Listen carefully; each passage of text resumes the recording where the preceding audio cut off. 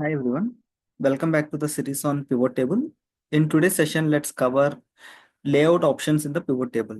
Let's see various options we have under the layouts: subtotals, grand totals, report layouts, and blank rows. So for that, we need to have multiple options under the rows. So let's add one more field in the row. So now I have GL account and description. If you see, the layout looks little clumsy, right? Because there are two lines for each. There's one total, subtotal, and there's a header. So let's see how to change this using all the options available. So first see blank rows. If you want to segregate two options, two fields using a blank row, you can use blank rows option. Insert blank line after each line item. So this looks a little bit better because after each line, you have a separator called the blank line. You can easily differentiate between the two fields easily using this.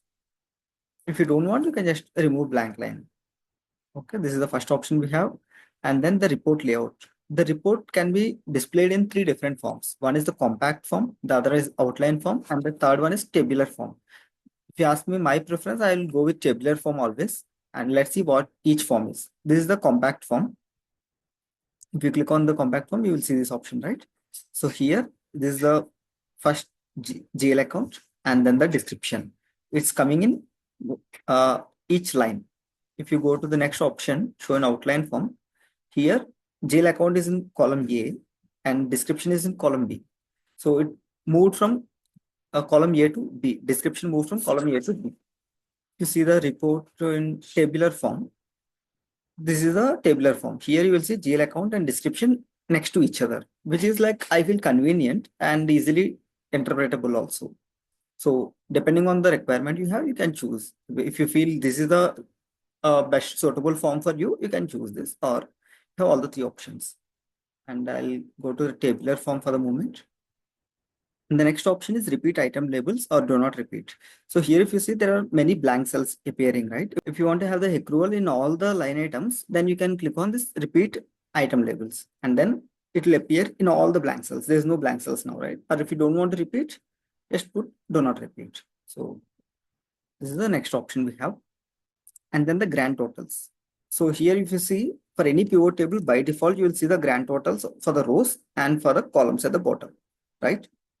In some cases, you might not need the grand totals, either for rows or columns. So where you can turn it off, here you have the option off for rows and columns. Rows gone, and even for columns, it will be gone. There's no grand total. It's only a subtotal which is available. Or if you want only for one, like you want only for columns or only for rows, on for rows only. So if you click on this, only this will be available. The bottom one will be gone. So here it's available. The bottom one, there's nothing. There's no grand total. Or if you want only for columns, this one is gone, but the bottom one will be staying. Grand total is available, right? So this is how you can use grand totals also. And there's subtotals. So here, if you see, there's a subtotal for each header. Accrual, there's a subtotal. At once, there's a subtotal. AP, there's a subtotal. For each one, we have a separate subtotal, right? You don't want to see, just remove it. Or show all subtotals at the bottom or top of the group, you can select based on the requirement. So here, if you see, all the subtotals will be appearing over here, right? So these are the various options we have under layouts. See you in next session. Thank you.